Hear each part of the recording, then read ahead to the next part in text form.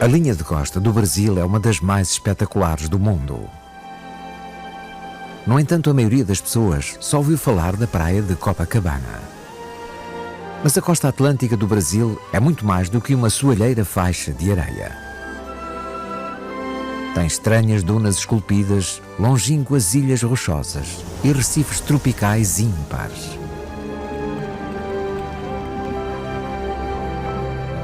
Os mares pouco profundos são muito ricos em formas de vida. Baleias de bossa, polvos e moreias em busca de presas, mortíferas serpentes e golfinhos fiandeiros de focinho comprido. Todos eles vivem ao longo da extraordinária costa do Brasil.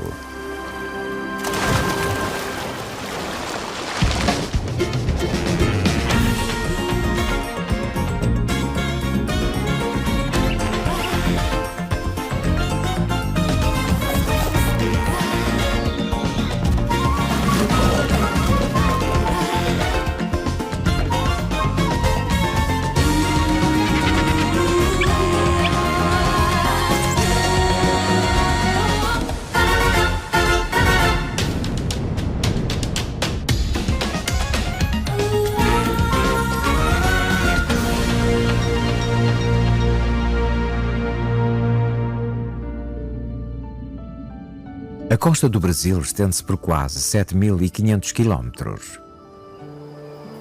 Dos mares do sul temperado aos trópicos. Das selvagens costas rochosas até às paradisíacas praias tropicais.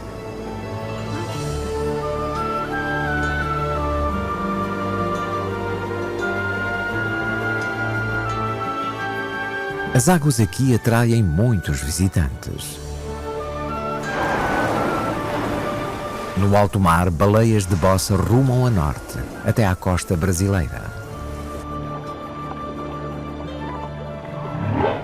As baleias deslocam-se numa missão urgente. Deixaram há 3 semanas as áreas de alimentação no Antártico e têm nadado sem parar desde então. Já chegaram às águas brasileiras mais a sul, mas ainda lhes falta uma semana para arribarem ao destino final.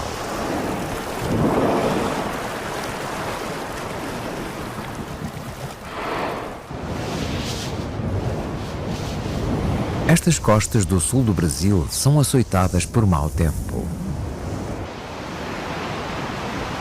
As ondas revolvem a areia.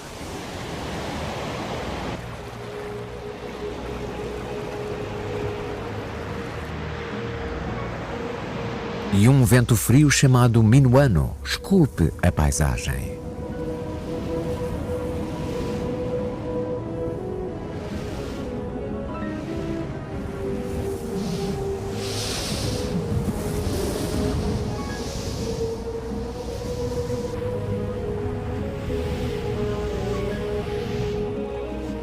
Todos os anos, juntos, vento e ondas formam uma laguna ampla e fértil, logo a seguir à praia. Enormes bandos de aves aproveitam a abundância de alimento destas águas.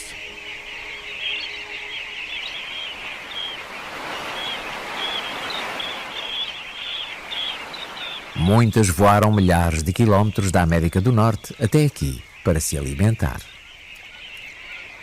Os maçaricos precisam de lagunas para acumular reservas de gordura antes da longa jornada de volta à sua região de origem. Tal como os raros maçaricos de bico virado. Servem-se dos bicos mais compridos para sondar mais fundo na areia. As migrantes misturam-se com as residentes.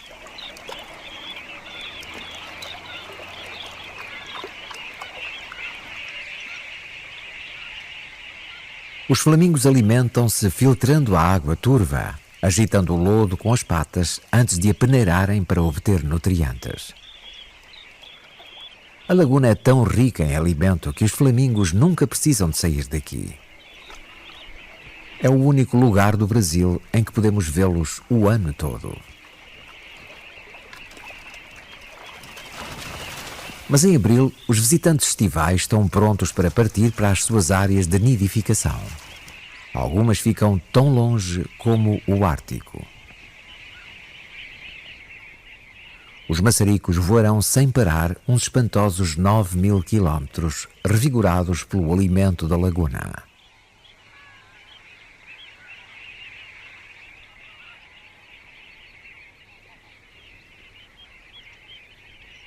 Na viagem passarão por fragatas.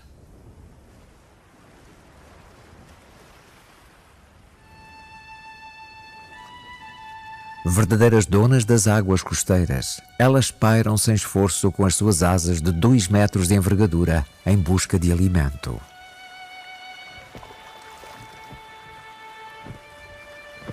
Alimentam-se de peixes sem molhar as patas. Aliás, o que é estranho numa árvore aquática, a plumagem não é impermeável. Pousar no mar poderia ser-lhes fatal.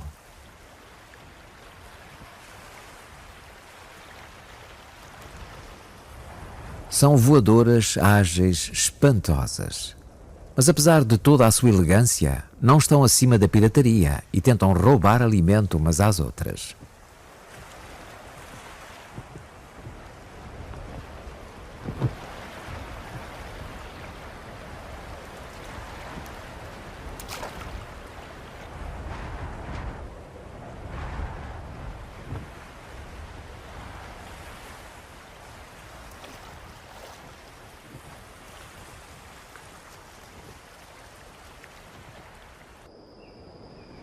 Encontram-se fragatas ao longo de todos os 7.500 quilómetros da linha da costa brasileira.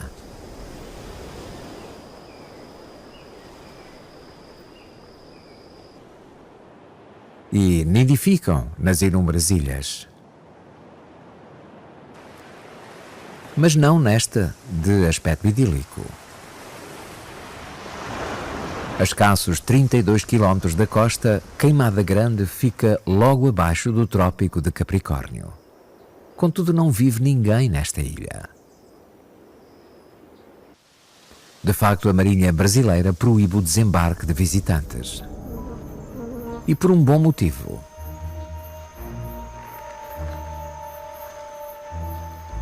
Na ilha vive esta serpente, a ferro de lança insular. É uma das mais venenosas do mundo. E a ilha está literalmente coberta delas. Ninguém foi suficientemente corajoso ou tolo para as contar, mas as estimativas sugerem que haverá ao todo 4.000 serpentes nesta pequena ilha. Outra avaliação concluiu que existe uma serpente por cada metro quadrado. A parente mais próxima da ferro de lança insular vive no continente. E é uma serpente que se alimenta de pequenos mamíferos. Mas aqui não há mamíferos, porque as serpentes se viraram para as árvores e aí caçam aves. Não é fácil.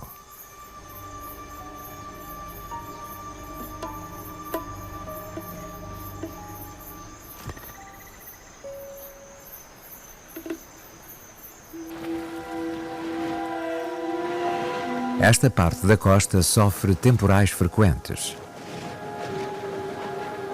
E quando os aguaceiros chegam do mar, as aves mergulham no dossel florestal em busca de abrigo.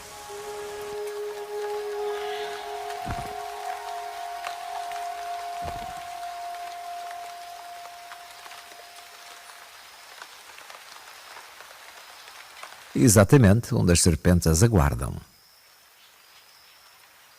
Sacodem a cauda, tentando enganar as aves, convencendo-as de que se trata de uma larva saborosa.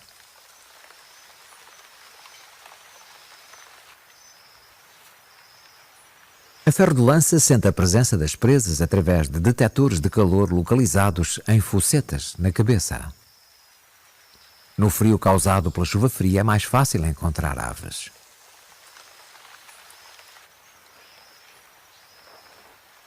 O veneno da ferro de lança insular é 5 vezes mais potente que o da sua parente do continente.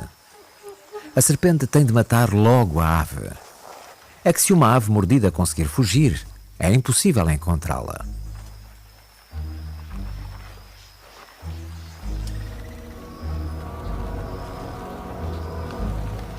Mas as aves que vivem na ilha o ano todo sabem como evitar as serpentes.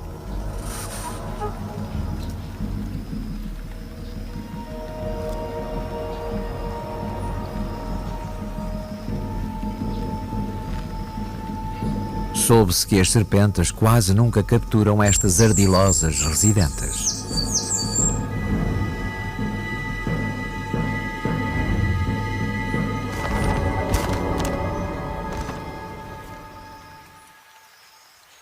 Dependem quase completamente de aves incautas, visitantes ocasionais da ilha.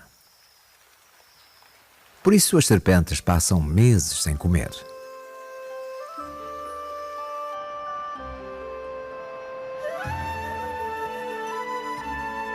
Queimada Grande não recebe bem as fragatas. Há uma ilha mais segura que é adequadamente famosa pelas suas aves marinhas. 110 km a norte ou a 10 horas de voo a partir da Ilha das Serpentes fica a ilha de Alcatrazes. As fragatas partilham esta ilha com gansos patolas castanhos. Os gansos patolas castanhos progenitores revezam-se nos cuidados parentais e na pesca.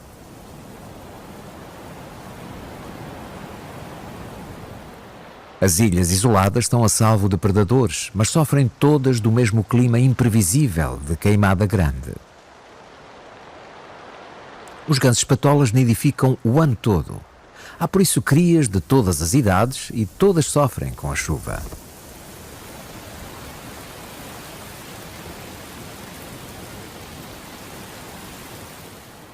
A chuva fria transforma a ilha numa rocha desoladora e encharcada. Esta cria nua, incapaz de regular bem a temperatura do corpo, corre um sério risco com o temporal. O progenitor tem de proteger a cria da precipitação torrencial. As aves que procriaram mais cedo têm uma cria muito mais velha, mais capaz de resistir à tempestade.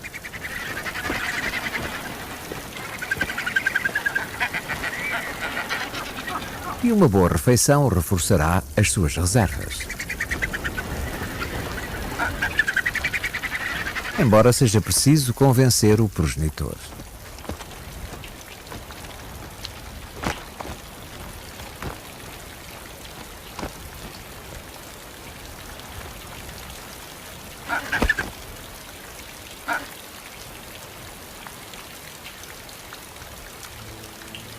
A cria mais nova sucumbe à água. A mãe parece ignorá-la. É possível que não tenha uma reação instintiva à cria, por esta já estar fraca demais.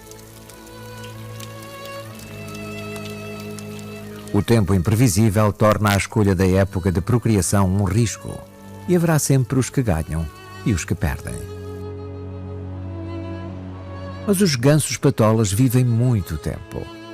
Talvez da próxima vez a cria escape às chuvadas. Os gansos patolas castanhos e as fragatas da ilha de Alcatrazes sobrevoam enormes extensões da costa.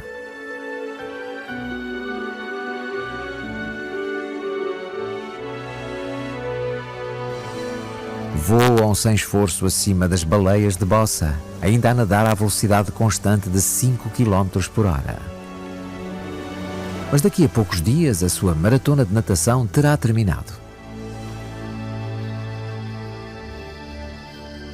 A costa brasileira é muito variada e em extensões abrigadas dominam os mangais e o lodo.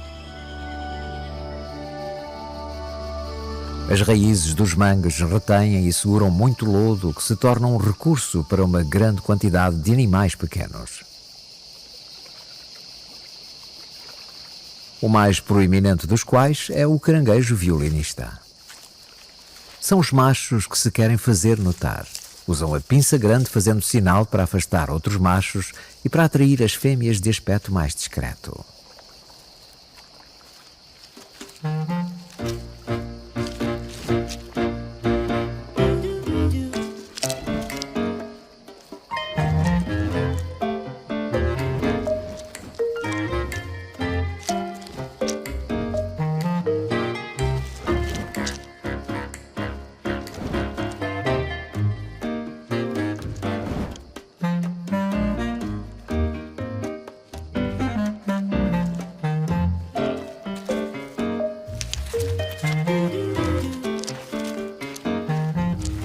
O relógio biológico destes caranguejos avisa-os para regressarem à segurança dos abrigos, antes que a maré volte.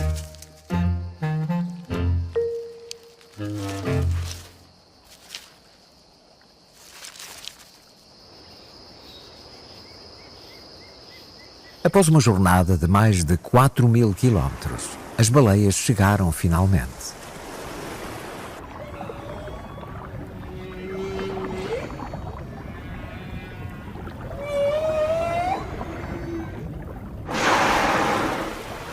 O Banco de Abrolhos, a mais de 70 quilómetros da costa.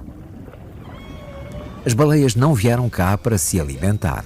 De facto, não comem desde que deixaram as águas do Antártico e só voltarão a alimentar-se quando regressarem, daqui a 3 meses. Estão a viver de reservas de gordura. Vieram cá acasalar. E os machos não perdem tempo a perseguir fêmeas e a exibir-se perante outros machos.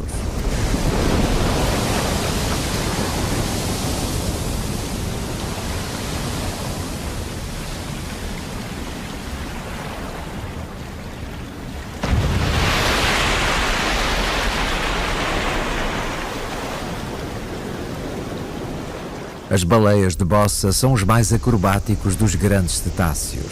E se são grandes, mais de 12 metros e 30 toneladas.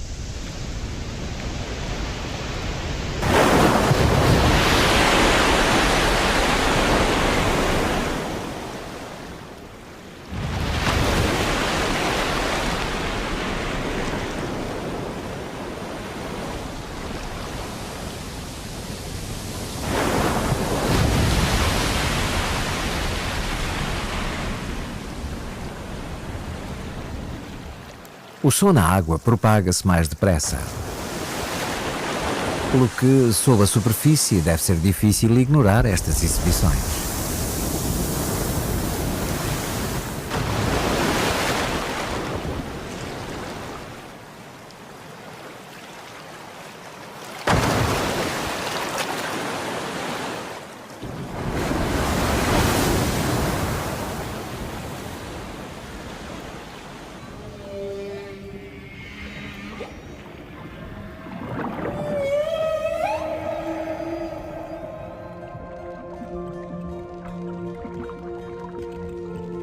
As águas quentes e pouco profundas daqui são ideais para o crescimento de corais, e o Banco de Abrolhos é o maior e mais importante recife coralino do Atlântico Sul. O recife é único, pois tem corais que só existem no Brasil. E ao crescer, estes corais criam estranhas formações. Estas espécies são antigas e só aqui no Brasil sobreviveram, isoladas dos recifes mais próximos nas Caraíbas.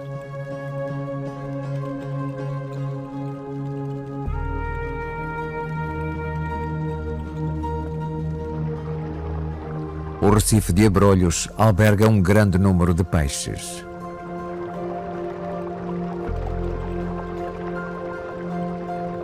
Os cardumes patrulham a água desimpedida acima do recife. Outros peixes mais pequenos usam as muitas fendas e gretas para se esconder dos peixes maiores. O recife está ativo dia e noite. Enquanto muitos peixes dormem, a atividade nos corais prossegue. É nesta altura que estendem os tentáculos e capturam os inúmeros seres do plâncton. Com menos peixes vorazes de roda, a hora é mais segura para corais e lagostins.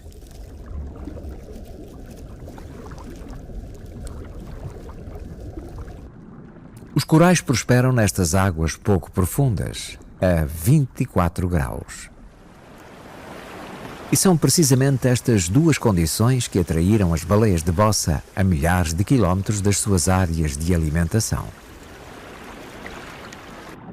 Água pouco profunda e quente é o infantário ideal para as crias de baleias de bossa. Muito mais pequenas do que a mãe, uma baleia de bossa recém-nascida é mesmo assim grande, com mais de 4 metros ao nascer e com quase 2 toneladas. Apesar do enorme tamanho, a cria de baleia é tão vulnerável como qualquer cria e precisa do apoio da progenitora.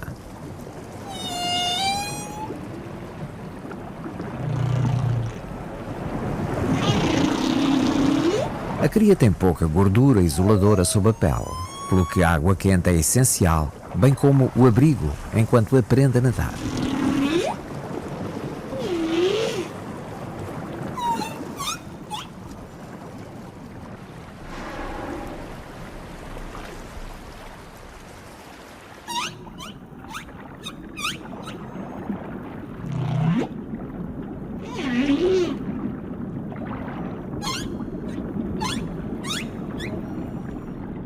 A cria passa o primeiro ano de vida na companhia da mãe.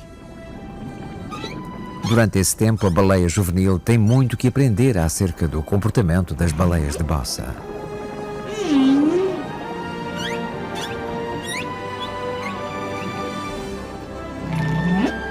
Mesmo assim, há tempo para se divertir e para brincar.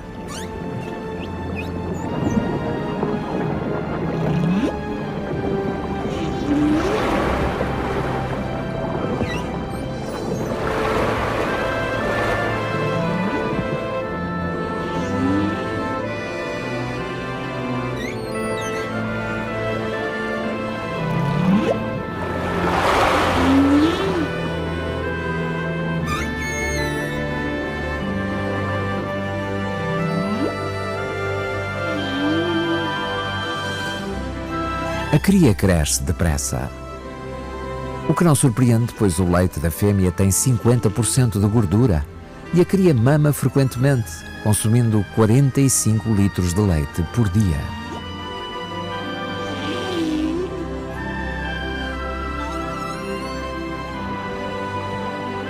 As baleias com cria são muito atentas e suportam-nas muitas vezes quando elas afloram para respirar.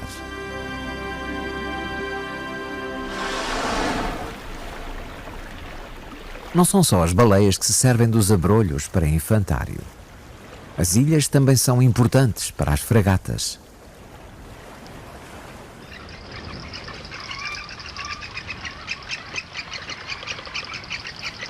Esta é uma das suas principais colónias de procriação. Os machos competem pelas fêmeas de modo curioso. Insuflam o saco gular e ficam parecidos com grandes balões animados.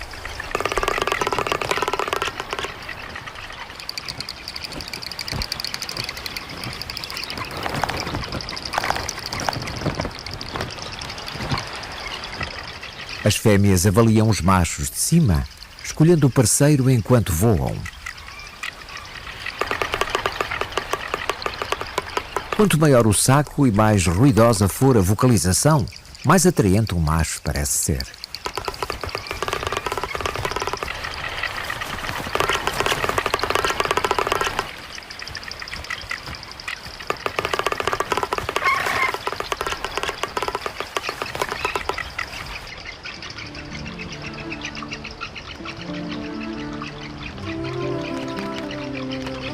As crias só voam passadas 22 semanas. Na primeira parte da sua infância alargada, ambos os progenitores alimentam a cria. Mas ao final de 10 semanas, o macho vai-se embora, deixando a fêmea encarregue de todo o trabalho.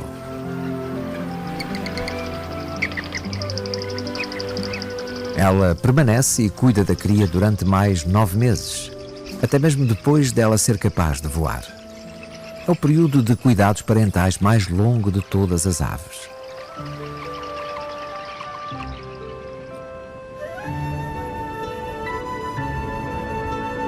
As fragatas estão maravilhosamente adaptadas ao seu modo de vida alado.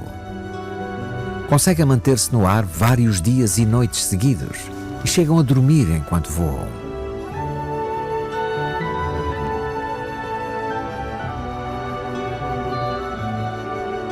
Desse modo, conseguem percorrer grandes extensões de mar.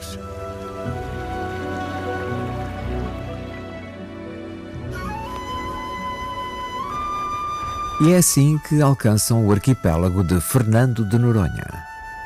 a mais de 2.000 quilómetros de distância, em pleno Atlântico tropical. As ilhas são longínquas e agrestes. Os poucos animais que aqui ficaram, isolados ao longo de milhões de anos, adquiriram maneiras especiais de lidar com isso.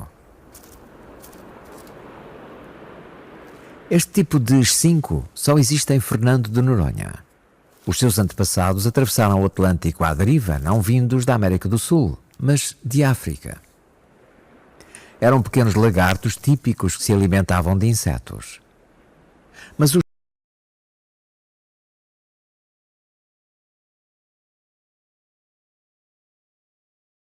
alimento num sítio invulgar.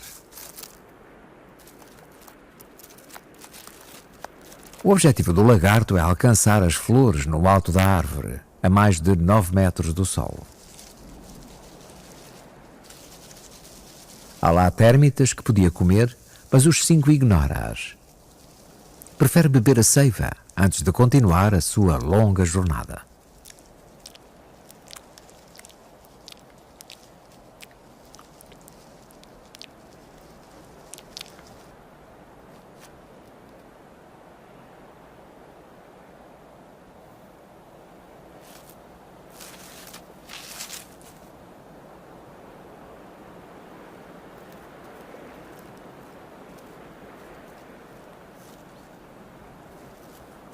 Os 5 bebe o néctar e ao fazê-lo fica coberto de pólen.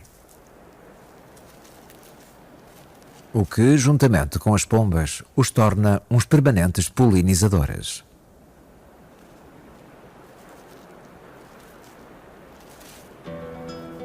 É este tipo de associações curiosas que se estabelecem em ilhas longínquas.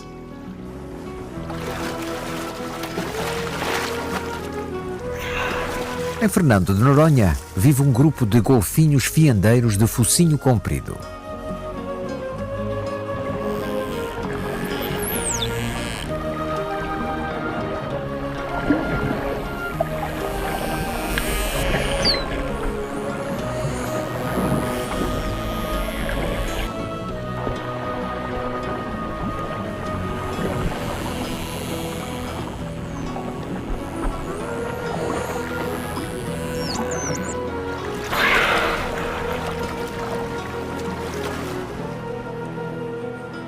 Regressam de manhã para se abrigar numa baía, depois de terem passado a noite a caçar em pleno Oceano Atlântico.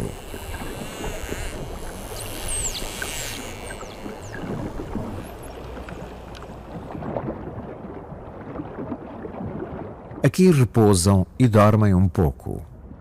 Mas nem a dormir os golfinhos param. Têm de nadar e respirar.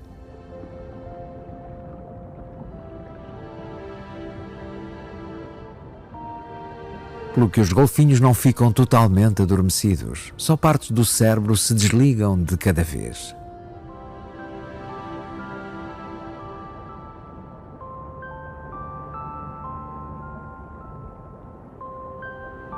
Mantêm-se em grupos pequenos. Dessa forma há sempre golfinhos meio acordados, com o olho aberto e atento ao perigo.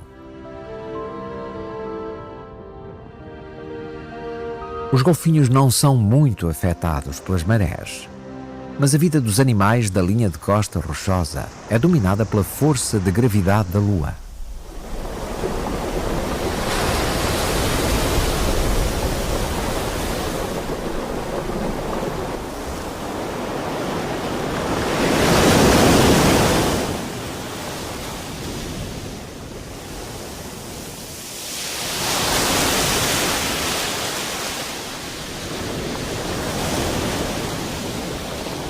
Na maré baixa, enormes ondas massacram a linha de costa. Dá a impressão de que aqui nada sobreviveria.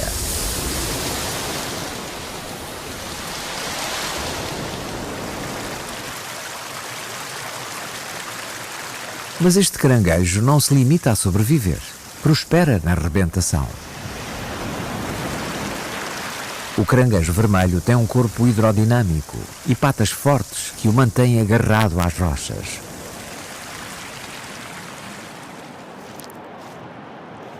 Enfrenta a arrebentação para se alimentar de algas expostas pela maré baixa.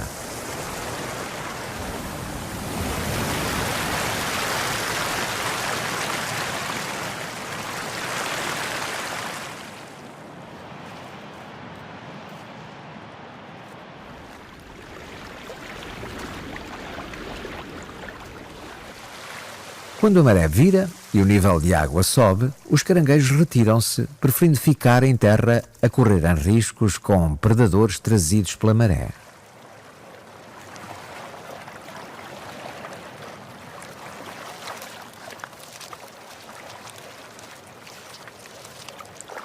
Aí esperam que a maré desça, a salvo e secos, acima da linha de água.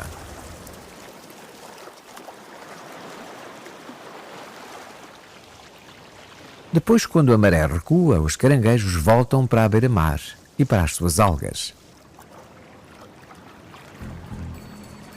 Mas a jornada é mais perigosa do que parece, pois nestas poças de água vivem seres terríveis.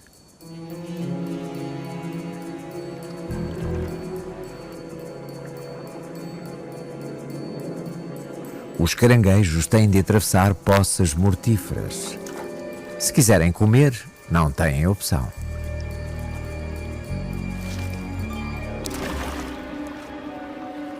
O polvo chega a sair da água e percorrer as rochas para alcançar as poças.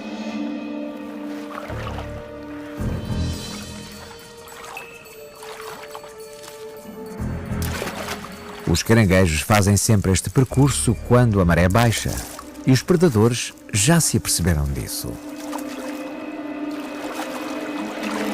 Uma moreia desliza por sobre as rochas para chegar às poças.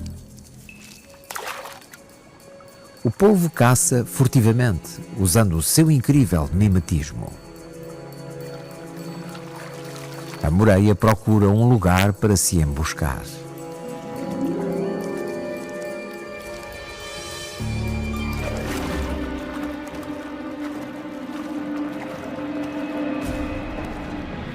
Os caranguejos atravessam o mais depressa que podem. Até andam sobre as águas na tentativa de evitar os predadores. A moreia aguarda num ponto de travessia muito usado. Mas os caranguejos são particularmente ágeis.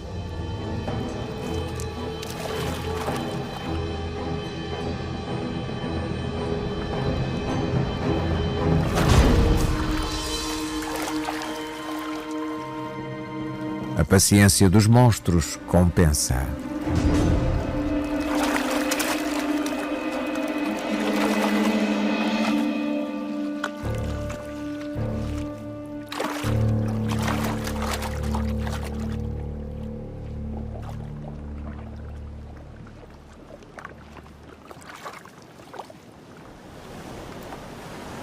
Os caranguejos sobreviventes chegam aos bancos de algas e comem e vivem mais um dia. Mas amanhã as marés repetem o ciclo e com elas vêm também os predadores marinhos.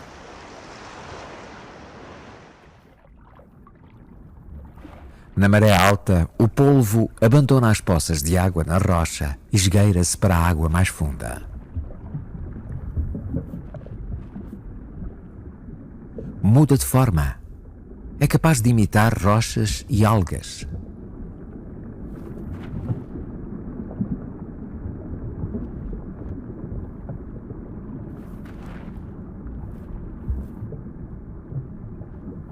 E até a cor dos peixes perto de si. O polvo tem a proteção dos peixes que o seguem na expectativa de aproveitarem os restos da presa que ele capturar.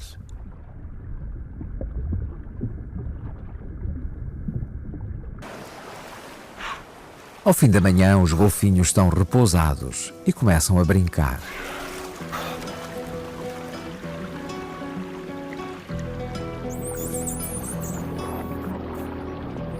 Os golfinhos são muitíssimo inteligentes e sociáveis.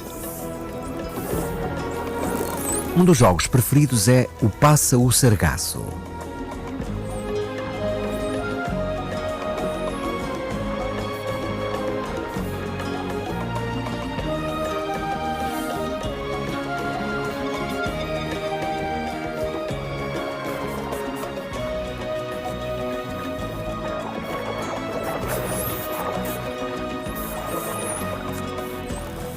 Este jogo pode ser uma forma de melhorar a coordenação de movimentos dos juvenis e aperfeiçoarem competências de que precisam para caçar com êxito.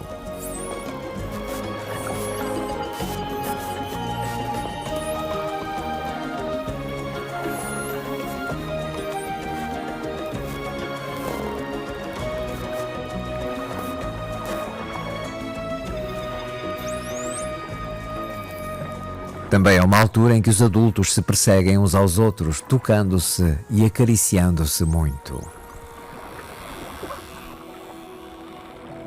Vários machos tentam acasalar com uma fêmea, nadando junto dela.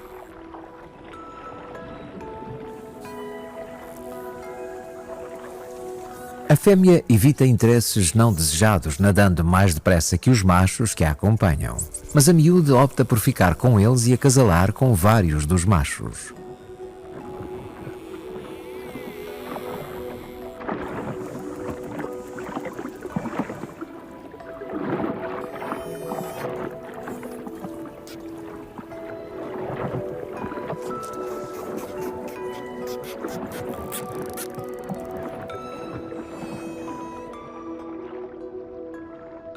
Abaixo dos golfinhos folgazões, uma raia procura camarões, caranguejos e peixes que se escondem por entre as rochas e as algas. É frequente, enquanto caça, um xareu amarelo juntar-se a ela.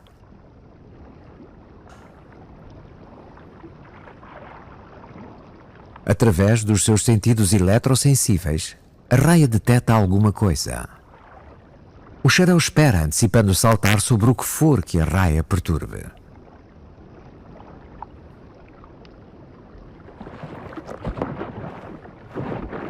Viver assim é mais fácil do que caçar sozinho.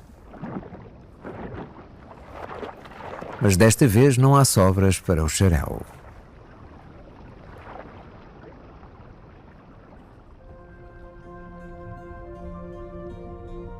Inquietante evocação do isolamento de Fernando de Noronha são os navios afundados ao longo da costa.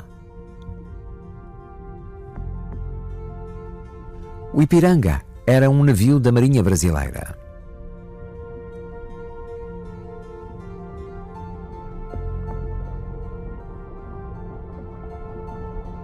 Tornou-se um recife artificial habitado por uma vasta comunidade de peixes.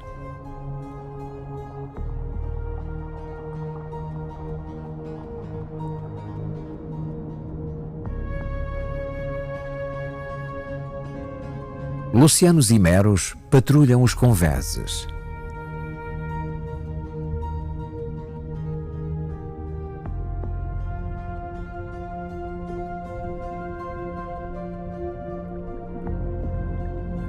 Em água menos funda, um navio grego afundado há mais tempo, em 1929.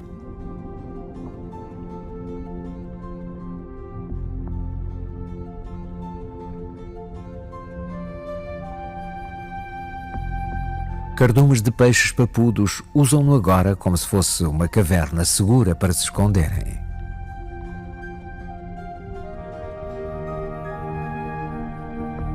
Alimentam-se de noite e só saem a coberto da escuridão.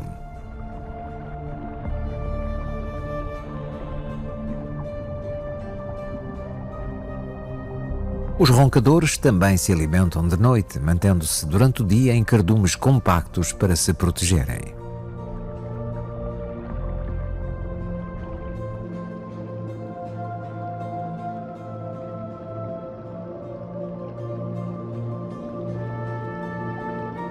Fernando de Noronha tem uma espécie de budião que vive exclusivamente aqui.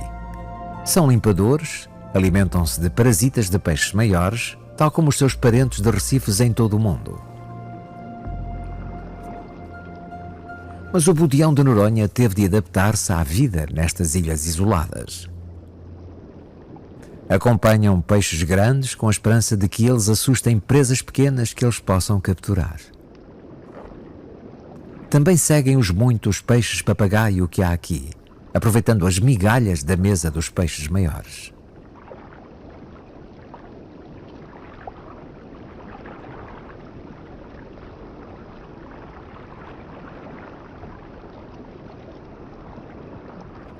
O budeão de Noronha é muito mais versátil do que os seus parentes limpadores, o que nestas ilhas longínquas é uma necessidade.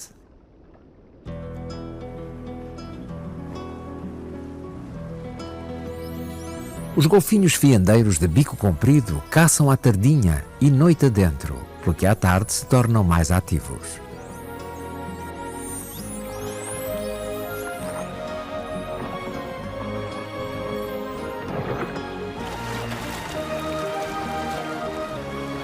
Este movimento giratório espetacular é a sua principal característica.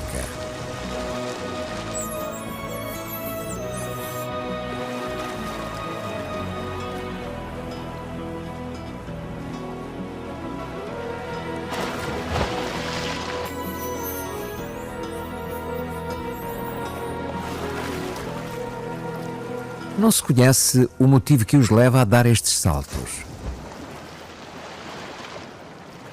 Tanto pode ser para se exibirem, conquistarem parceiras ou livrarem-se de parasitas. Ou talvez uma mistura das três coisas.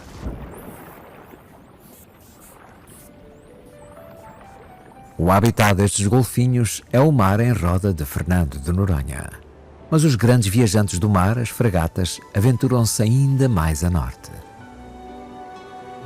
Aqui a costa brasileira inflete para o oeste e transforma-se numa paisagem extraordinária. Lençóis maranhenses ficam apenas 2 graus abaixo do Equador.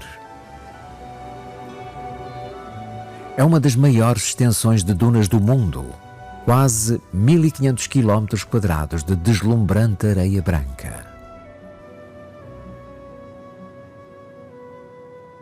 Afastada da costa, mais parece um deserto. Mas até aqui animais tentam viver. Um tatu revolve a areia esperando detectar o cheiro de um escorpião ou de uma aranha. Tem um olfato apurado e detecta alimento a 20 centímetros de profundidade. Mas estas dunas nada lhe oferecem.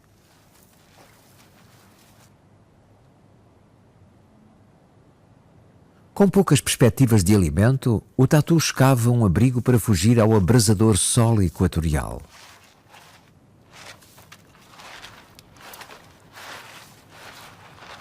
Mas este lugar estranho não é totalmente desértico.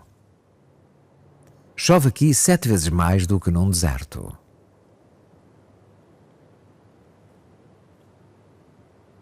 E o tatu cheira-lhe a mais chuva.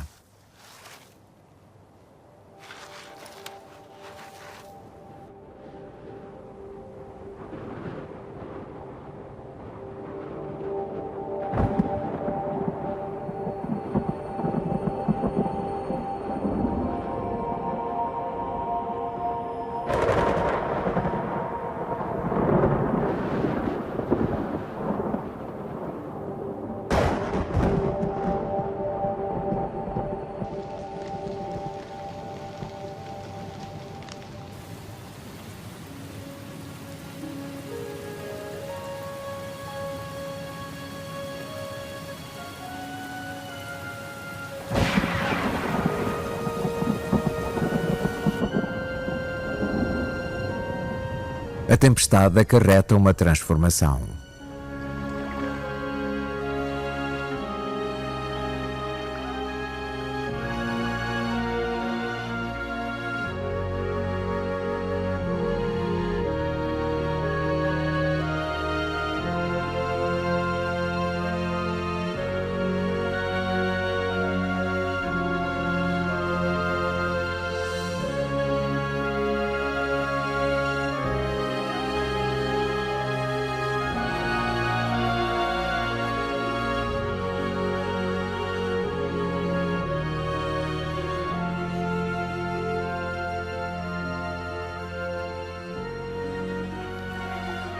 Milagrosamente, a paisagem muda e começam a aparecer animais.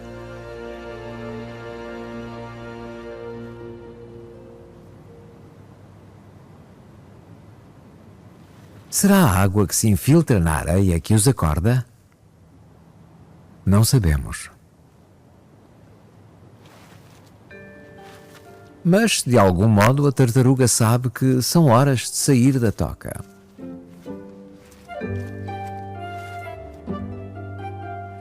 Animais raros emergem da areia onde passaram meses desde as últimas chuvas.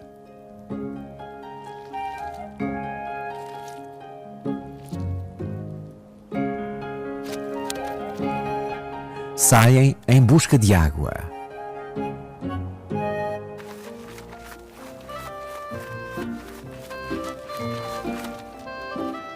Mas o caminho até ela é longo.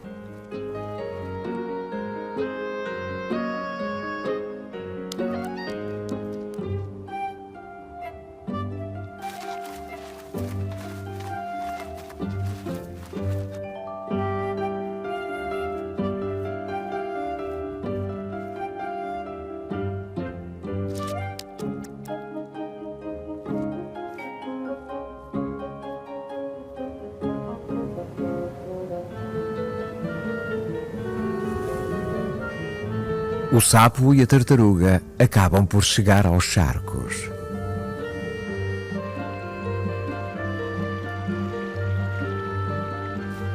Mas o que poderão estes charcos conter?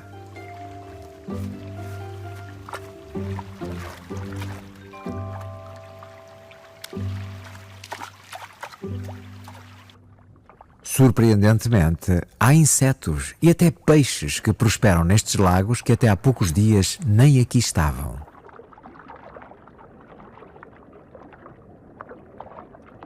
Como é isto possível?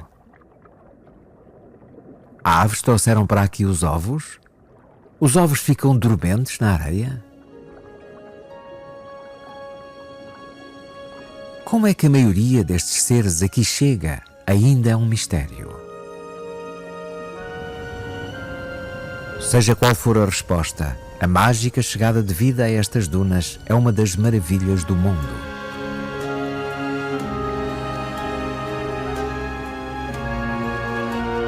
Todos os seres que vivem aqui só dispõem de uns meses para se alimentar, antes do sol tropical evaporar os charcos e os lençóis maranhenses voltarem ao seu estado paradesértico.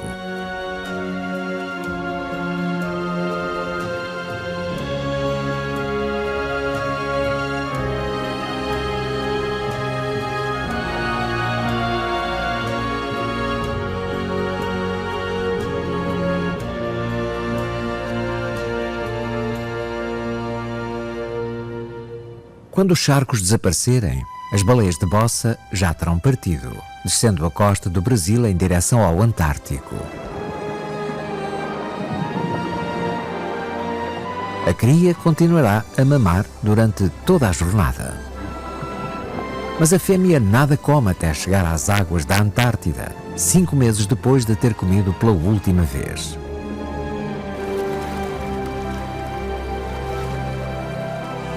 A costa do Brasil está cheia de animais estranhos. Muitos são só visitantes, outros por aqui vagueiam. Mas todos dependem das águas limpas e das riquezas deste mar.